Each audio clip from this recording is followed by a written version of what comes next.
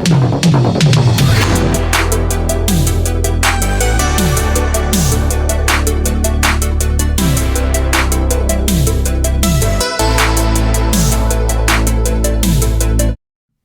what's going on? Hello, hope you're all okay, and welcome to What I've Watched. So, this is where I break down all of the watches throughout the month. So, we're doing January, it's January 2024, first month of the year. I've watched 18 movies this month, so quite a few, but not as many as sometimes I do watch. But I'll go through them all and give you some thoughts on them and perspective and things like that. I'll try and make the video as short as possible. As you can see, there's all the watches. Starting with, so let me just make sure I'm on the right track because I don't want to. Okay, this is January, right? Yep. So I'm on Letterboxd. I do it through Letterboxd. I sort of, pull the films up and have a look. Just a tool to use, to aid me in logging films and keeping on top of what I've watched and things like that. That's what I use Letterboxd for primarily. It works for me. I really like Letterboxd. It's interesting to read other people's perspective as well and be on that community and stuff and look at reviews, whatnot. Write some reviews as well, get some feedback or whatever. But yeah, predominantly I use it for logging movies. So first film I watched was actually on the 3rd of January, and that was Cobweb. Now this was given to me as a birthday gift. It's a 2023 film. I really enjoyed it. As you can see, I gave it quite a high rating. I gave it a 4 stars out of 5 stars. Yeah, pretty interesting movie here. I will say one thing about it, like, I don't want to give too much away. I don't know whether to have spoilers in this sort of run through of what I've watched podcast, if you will, or just sort of briefly talk about it. I might not spoil this one. So basically, let's pull it up a little bit, see if we can get a synopsis or something. Okay, there we go. So basically, don't need people's reviews, that's just reviews from other Letterboxd users. So it has a synopsis here which pretty much tells you what's basically going on. Yeah, there's this young boy, he's got very controlling parents. They live in their house, obviously. When he does anything wrong, they punish him by putting him in this like sort of room, this dark like cupboard sort of thing. No, sorry, mistake. Had a bit of brain freeze. So it's a door. They have a door in the kitchen that leads to a cellar, which they keep covered up, and they put the refrigerator in the way. So when he's naughty or what have you, or does something the parents don't approve of, they send him down there. And basically he starts to talk to somebody in the walls, so he keeps hearing voices. It's not really specified whether it's actually all a figment of his imagination and coming from his head, whether he's got some sort of mental issue where he speaks to people that are not there, or whether it's actually real. And this voice claims to be somebody who his parents have trapped. So he's wondering whether it's real or not, whether it's a ghost. It kind of like toes the line a bit, like trying to sort of make the viewer think it's possibly some sort of spirit that's trapped and that's been killed by his parents and is trapped in the house and whatnot. Quite mysterious film. I don't want to say too much about it. It's got some good performances in there. I forget Lizzie Kaplan's good in it. She plays the mother. She also was in Castle Rock season 2, I think, as Annie Wilkes. She's a pretty good actress. She's good in it. The other actresses I don't really know. You've got Anthony Starr, don't know him. Cleopatra Coleman, don't know him. Woody Norman, Luke Busey, Alexandra Dragrove, and among others. But yeah, Lizzie Kaplan I do know of, and she's really good in it as the mother. She looks a little bit unhinged and stuff and plays the part really well. As things are uncovered and the film reaches its climax, it gets more violent as everything's revealed, and there's kind of a violent showdown with some bullies. Basically, he fights back against a bully and pushes the bully who's been bullying him down the flight of stairs at school, cripples the bully, and the bully and his older brother kind of come after the kid at his house, and there's sort of a violent showdown involving whatever is trapped in the wall, which is revealed. I won't say too much. I will say though, I was going to say this at the beginning. It's kind of got shades of like Malignant. If all I'm going to say is like, obviously, if you've seen Malignant, that has a twist in it. It's that kind of thing, and the thing almost looks a bit like it, but different. Like, it's not the same. Don't get me wrong. I'm not saying it's the same as Malignant, or a better film, or necessarily a worse film. All I'm saying is it has shades of Malignant in it. I thought, with the reveal and everything. So if I go back, we'll look at what else I've been watching. That's Cobweb from 2023. I really liked it. Quite a fun movie. Like I say, shades of Malignant for me. That's how I sort of perceived it. But for the first time, I watched 1979's Life of Brian. This is a Monty Python comedy. I'm sure most people have seen this. Quite liked it. Humour's a little bit dated for me. Not that I'm necessarily into all modern humour or anything. I'm not a big comedy person anyway. Obviously, I like a good laugh in life and whatnot and a joke, but I'm not that into comedy films. I like something with a bit more bite to it. That's why I like horror so much. But yeah, Life of Brian, good movie. Funny, very funny in places. Got John Cleese in there. Michael Palin and others. Yeah, 1979 film. Enjoyed that. Gave it 3.5 out of 5. Watched the 4K of Mother's Day. This was a rewatch. It's a trauma movie from 1980. It's a slasher about these two, this mother and the two sons who live out in the middle of nowhere. They're attacking people and killing them and whatnot. Young women, even guys. There's a good decapitation scene at the beginning of the film. As things go along, it shows these young women who go camping together. They're having a reunion. They go into the wilderness. Little do they know that the brothers are prowling around and kidnap them. And things go from there, and it's a bit of a revenge tale. Loads of carnage, loads of funny scenes, like when the mother's making the two brothers train. They're really funny. They're quite violent guys and quite imposing in some manner. One of them's really tall and a lot bigger, and the other one's kind of short, but he's very violent. Quite a nasty one. But it also has its comedic value, as well as the violence and stuff, which is really good. Like when they're training, it's hilarious, They're just doing like military style training outside of their house in the middle of nowhere. On the set, I gave that a 3.5 star out of 5 for me from 1980 Mother's Day. I've seen it before. I like the film. It's one of my favourite trauma movies. Bloody New Year from 1987. I think this is a British one. Well, the accents were British in it, not too sure overall. I might have just been putting them on. So there's a look at the poster. It's about some weird sort of like people, like not necessarily weird people, but it's like they're stuck in a time loop basically. I'll read the synopsis. Should old acquaintance be forgot or just brutally murdered? So it's a play on the New Year's Eve Auld Lang Syne song or what have you. 6 shipwrecked English teenagers take refuge in an island hotel that is decorated for New Year's. The problem is, it's early summer, and soon enough, even the walls themselves are striking out against them. Yeah, some sort of weird time loop. They're stuck in like a time loop or something. It's got some kills in there and stuff. I didn't think much to it really, but I kind of enjoyed it. It was kind of here and there film for me, but I did give it 3 stars out of 5 because I thought it was alright. Like, I kind of enjoyed it. I maybe even fell asleep halfway through it. I can't remember. Rasputin the Mad Monk. I gave that 3.5 out of 5.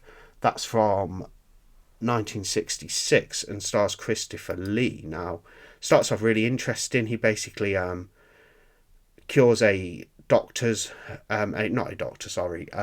cures a landlord's wife who is stricken with illness. To celebrate, he's in the bar with everybody doing his crazy dancing, his Russian dancing and stuff, and then he tries to cop up with the landlord's daughter. She does have a boyfriend who walks in on them. He chops the boyfriend's hand off in a grisly fashion, and the people are after him, like the people at the pub and the landlord and stuff. Goes back to the monastery. They sort of like banish him, and off he goes to town, where he makes his way into politics and rises in the ranks politically, gains some influence and power, and he has powers too. And yeah, pretty interesting movie. Great performance from Christopher Lee. Not the best Hammer film I've seen, and by no means necessarily the worst. I really enjoyed it, and Christopher Lee's performance is pretty great. He makes a great Rasputin. As you can see, he's there. I'm putting the cursor over. He's got the long hair, the beard. He does pretty much look like Rasputin from what you see in books and whatnot and things like that, photographs. Yeah, good film, good performance. If a different actor played Rasputin, I don't think it'd be as fun. I think Christopher Lee hams it up nicely and does a good job in Rasputin. I did enjoy that one. Rewatched The Psychic from 1977. This is a Lucio Fulci giallo film about a woman who basically her body's found in the walls of her and her husband's home, and she's trying to get to the bottom of things and figure out where the bodies come from. And it's got many twists and turns. It's a rewatch for me, really good film. If you've not seen The Psychic and you're a Fulci fan and stuff like that, go out and sort it out. It's a good giallo. Great release from Severin. The 4K looked nice and crisp and sharp. Great 4K from Severin. Lovely set as well, with a nice box and a book and things like that. And the movie score on CD. Yeah. But the film itself is great too. It's got a lot of mystery to it. Quite a violent bit at the beginning where a woman falls off a cliff. It shows her going all the way down, and it shows, as Fulci likes to do a bit of gore, of course. This isn't the goriest he's done by any means, but shows her hitting all the different parts of the rock cliff and stuff as she goes down. That's probably one of the most brutal bits of the film. Great film though, The Psychic. Great giallo. 4 stars out of 5 from me, and that's a rewatch. Rewatch The Evil Dead from 1981. Sam Raimi, starring Bruce Campbell and the rest of the gang. Fun possession movie set in the woods. These group of people go to a cabin.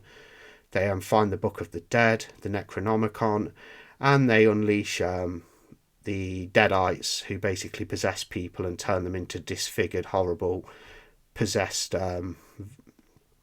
shells of the former selves. And it's gory as well and got some great special effects. The classic scene, which you'll probably know about, with the pencil being driven into somebody's ankle area, and the blood sort of comes out. It's very gooey, the blood kind of comes out of the hole and that, and it looks quite good, quite gooey, good special effects.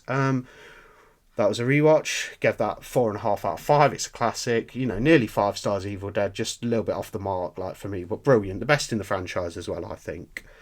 Watched Thanksgiving, which is a 2023 film directed by Eli Roth. This one was good. Really good, actually. Not always a big fan of modern slashers, but I think Eli Roth really nailed this one. Does it reinvent the wheel? No. Is it that new of a concept? Not at all. It's just a good old-fashioned kind of slasher done really well.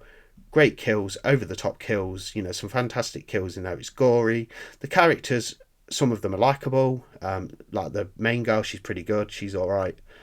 Some of them you detest, and you kind of can't wait to see these get knocked off and killed.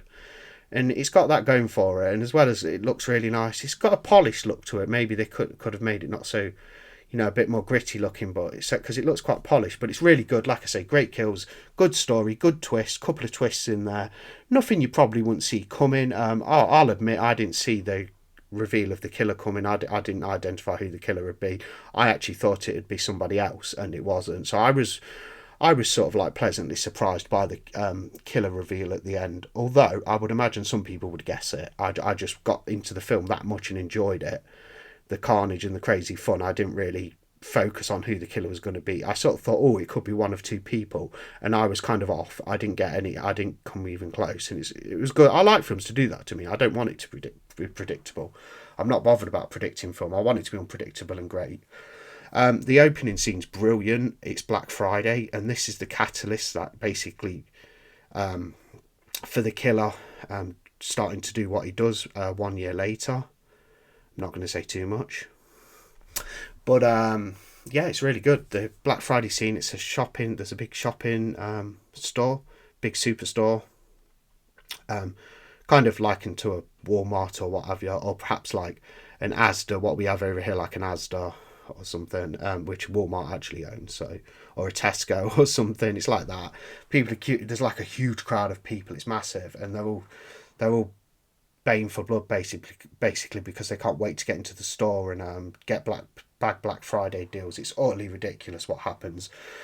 Eli Roth obviously did a bit of satire on the whole crazy Black Friday shoppers getting too over the top and excited about snagging bargains, and it all goes down. They can't wait till the opening time, so they smash down the door. People are getting accidentally killed. Trolleys are people are falling over them. People are ramming trolleys, and the edge of the trolley bashes into somebody's head and brains come out. It's really over the top take on Black Friday. It's kind of hilarious, but a really good catalyst to get the film going, but really over the top.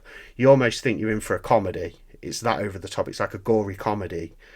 but it doesn't go in that direction. Obviously, it gets more serious and whatnot. But that opening scene's crazy bit of over the top gore and carnage. I really enjoyed it. I gave it 4.5 out of 5 anyway. Thought it was a brilliant film. Probably one of the best films from last year, definitely. Another one that was a first time watch that I was very impressed with from 2021, and that is the Icelandic film Lamb. Let's have a quick look. So it's about this couple who live on a farm. They look after their lambs and sheep. One of the sheep gives birth to a lamb. I'm assuming these people can't have children, possibly, as they take the lamb in as their own. As things progress, the lamb, let's say, without being, spoiling in case anybody's not watched it, let's say the lamb becomes more human-like, and things go from there, really. Don't want to say too much because it's a good one. You want to go in blind. I mean, some films I will spoil if they're older, and I assume everybody's, most people who would listen to this possibly have seen them. I probably would spoil them, but Lamb, it's from 2021, a few years back, 3 years back. Yeah, give it a go. It's a subtitled film, so it's got no English dub or anything. You're going to have to watch it in Icelandic with English subtitles, but that's no problem for me because the film's that engaging and good. It's shot really well. The cinematography's good. The location's spot on, in the middle of nowhere in the hills in Iceland, on a farm, and it's just really interesting. It's got like hints of mythology planted in there, things like that, and the ending slaps you in the face. The ending's remarkable. I thought the ending was great visual, the ending. That's Lamb, and I gave that 4 stars out of 5. I watched Creepazoids. This is a full moon feature from 1987. It was okay for what it was. I wasn't too impressed. Stars horror icon Linnea Quigley's in there from like Return of the Living Dead. About his group of people taking shelter from acid rain, I think it is, in the future. And basically they're trapped in a building with a strange creature that is killing them. It's okay. I give it 2 stars. I'll show you the poster. It's not bad.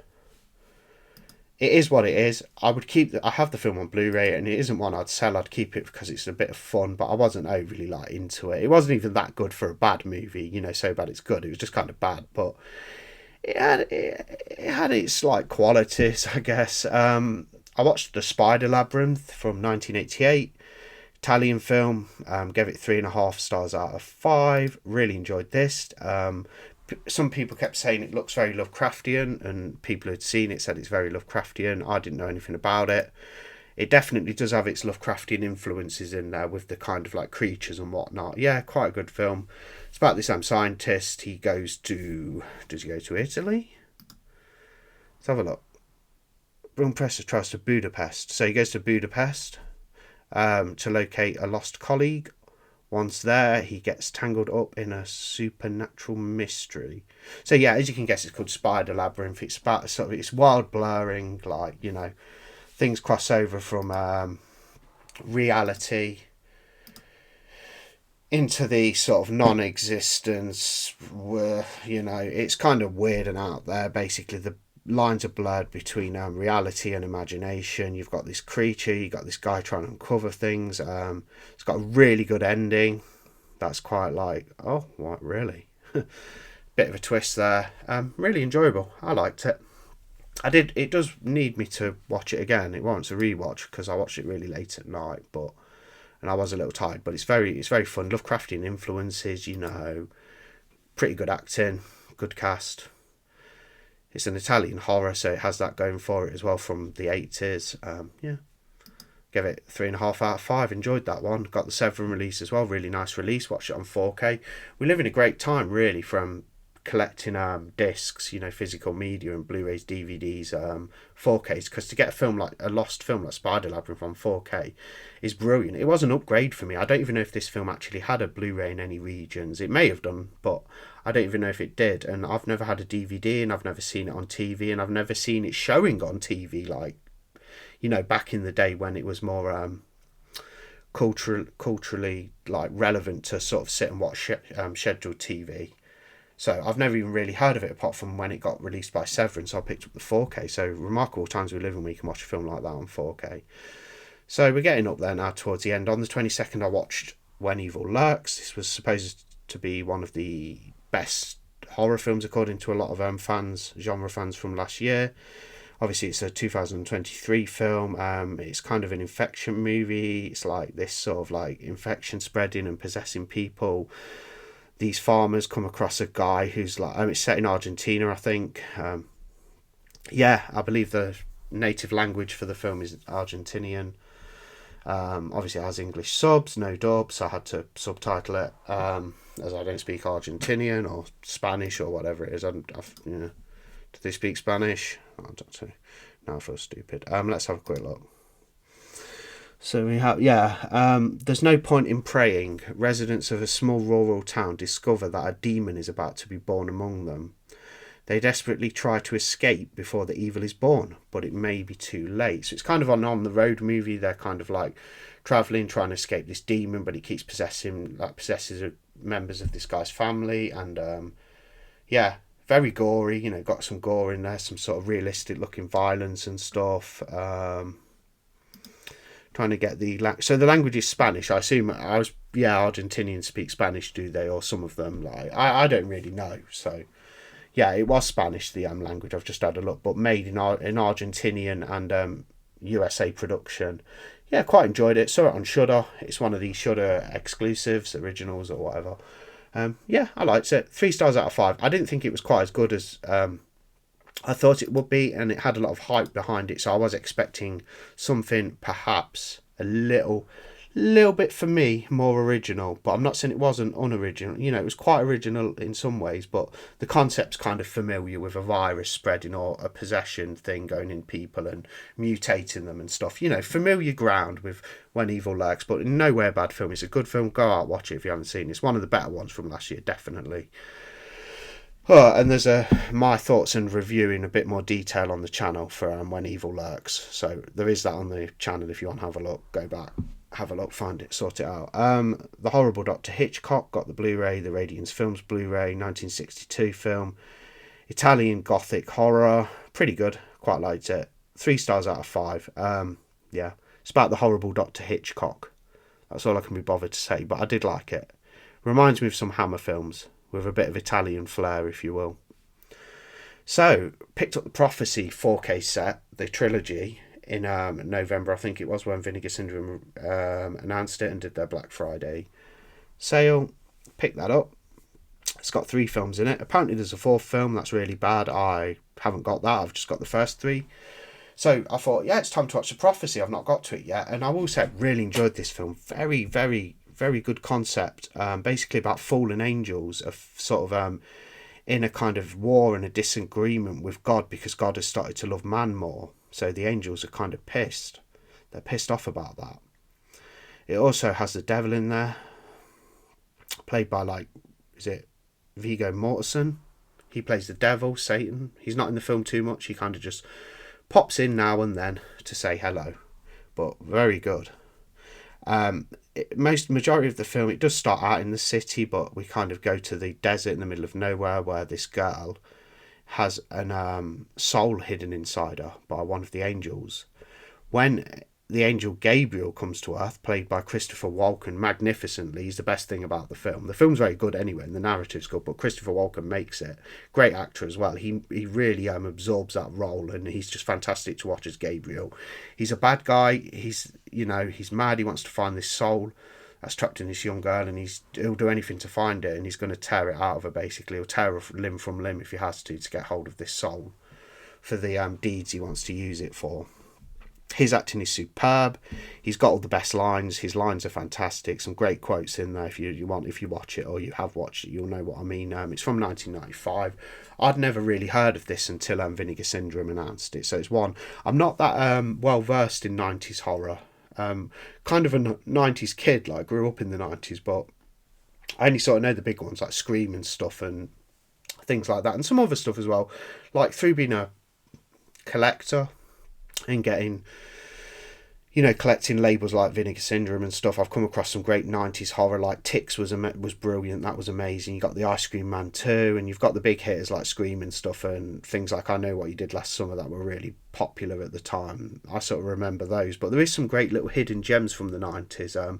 I think as the decades go by, and the 90s sort of era is more in the sort of distant past, I think it gets more appreciation, because I remember like a lot of genre fans would always say, oh, 90s is the worst one, you got 70s, 80s, the golden years for horror, and then like 90s is terrible. But to be like truthful, it's actually got some hidden gems, and I'm looking forward to seeing more 90s films, more 90s horror films, because like I say, not that well versed in it, but The Prophet is brilliant, and Christopher Walken is so good. And I'm kind of like really like sort of like emphasizing how good he is in it, but he makes the film, and the film's good anyway, and the film would still be quite good with a different like sort of credible actor, but he just absorbs that role and really hams it up, and he's just great to watch as a villain. Fantastic. Yeah, 4 stars out of 5. That film could probably go up in ratings for me on rewatches, it was that good. Got the 4K of Carrie from Arrow Video, 1976 Brian De Palma film based on Stephen King's first novel, so I think it's the first adaptation of one of his works. That's Carrie. Yeah, seen it before. Great film. Stars Sissy Spacek as the character Carrie, and there's some other people in there. It's got an early role from John Travolta. He's all fresh-faced and youthful in it, but plays an absolute dickhead. He's in there. You've got like, forget the actress's name now, Nancy Allen, who's in another film with John Travolta called Blowout, which is good, but this is her when she's really younger, playing like a high school girl and stuff. Obviously they're probably older than, because it does show nudity, so I'm assuming the actresses would be older, were cast to play high school students, but old enough to be able to do nude scenes, because it does have nudity in there. Yeah, fantastic film. I liked Carrie when I first watched it. The 4K looks great from Arrow, it's a nice looking 4K, great set as well. It's the same set basically as what they released on Blu-ray a few years back, but they've done it's got the 4K black case with the filming and the 4K disc, but I think the supplements are all the same, and the outer boxing's the same. Got that. Yeah, great film. Most of you should know Carrie, some great scenes in there.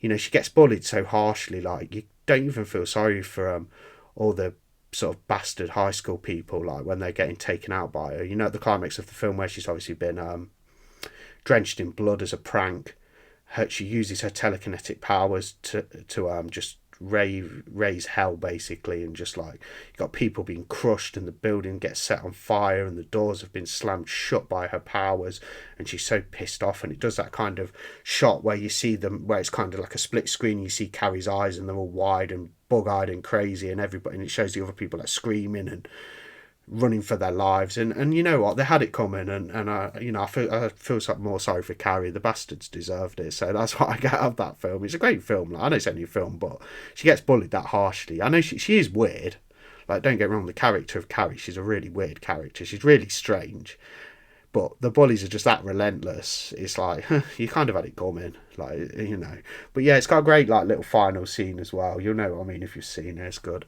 I won't spoil that bit in case someone hasn't. But great film, Carrie. Not necessarily my favourite Stephen King adaptation. And with it being directed by Brian De Palma, I find it's so weird that like it's the same director who did like the 80s Scarface movie with Al Pacino in. Like, it's so strange that, like, Brian in Carlito's Way, but he also did Carrie. Like, great director, obviously quite diverse in what he can do. Prophecy 2, second disc in the set from 1998. This is set 3 years, obviously, after the first film. Gabriel's been spat out of hell.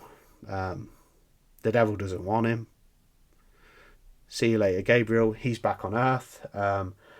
And Christopher Walken plays a great role again. It's nowhere near as good as the first film narratively, though. I thought the first film was far superior, so I gave this one 2.5. I weren't as impressed with The Prophecy 2, and because I didn't enjoy The Prophecy 2 like I did the first Prophecy, I thought I'd hold off on the Prophecy 3, so I will get around to watching that at some time.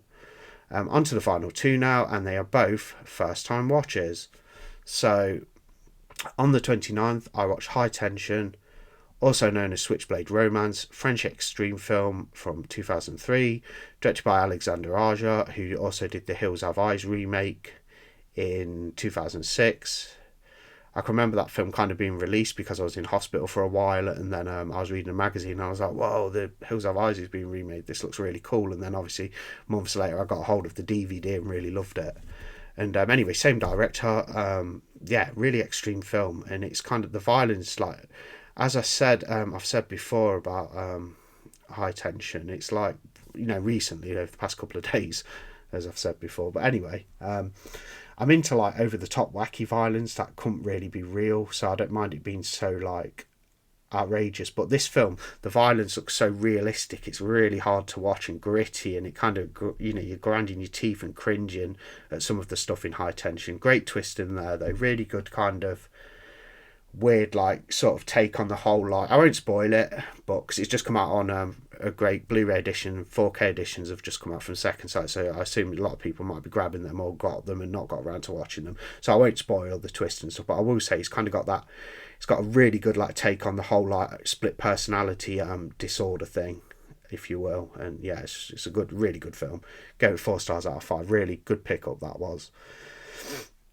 And I watched Django on the 29th, so a bit late. I watched Django. Yeah, loved it. Spaghetti Western. Yeah, great film. That is my thoughts and review on Django, so I don't really need to talk about that. I'm going to be lazy and kind of finish this what I've watched video, because I've done a video on Django for about 10 minutes or so talking about the narrative and bits. I really liked it. 4 stars out of 5. So that's the end anyway. That's what I watched. So 18 films for January. I'm going to try and watch some more throughout February. Don't know if I'll even make 18. I think I will. I think I'll be able to do at least 20 plus, I'm sure. Sometimes I go days without watching a film if I've got other bits to do, and then I'll sort of spend one day, I'll be like, I'm just going to watch a bunch of films. I might watch like 2 or 3. Anyway, that's the end of this. Thanks for listening if you have. Hope you enjoyed it. Oh, wow, I've gone 31 minutes or so. Bloody hell. Okay, thanks for listening. Bye.